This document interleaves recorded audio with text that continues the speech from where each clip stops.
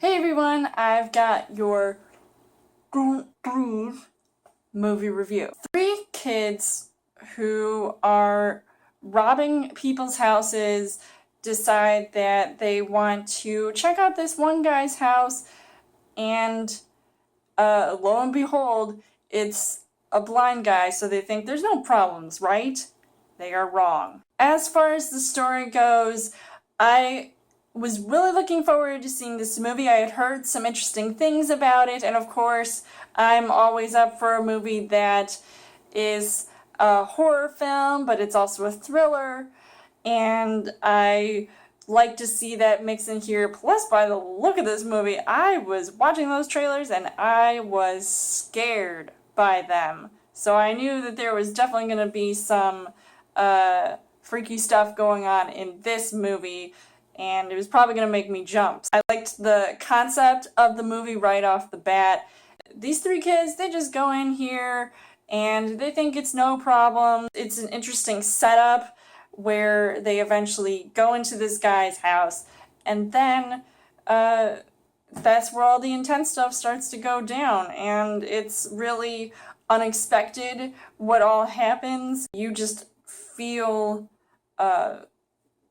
like just chills watching this the whole time. As far as the casting goes, you've got an interesting cast of people who I feel like all technically mesh well together. You've got Dylan Minnette, who I saw in that Goosebumps movie, and I guess it's a step up here because this is definitely scarier than Goosebumps, and it's just definitely more intense, the situations that they all get put in. And of course, along for the ride is Jane Levi, who I feel like has a bigger role in this movie, unlike some of the other people here.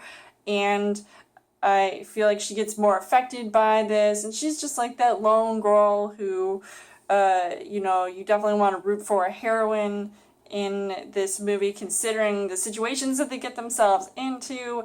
And then they are joined by a third guy who I'm just gonna not even mention him because there's really no point to that. The big bad of this movie is definitely a guy you have to look out for, Stephen Lang, who plays this blind man, and he is intense in this movie, and I can see why a lot of people wanted him to be cast as Cable for Deadpool 2 because of just how intense he is. And not only does he have to act like he's blind and has to rely on his other senses to locate all like these intruders, but he's just like the way that he moves and his mannerisms and the things that he talks about and the things that were going down with his character.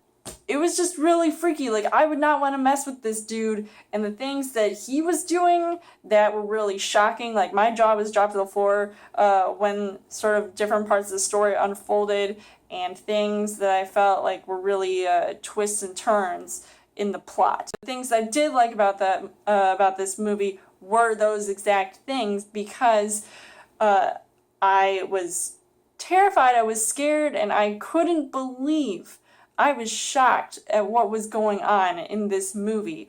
And seeing sort of the motivations of this one guy who you think, he's completely innocent because he's this blind guy. I was like completely speechless because, I mean, he may have lost his sight, but I lost my speech watching this movie. It was creepy.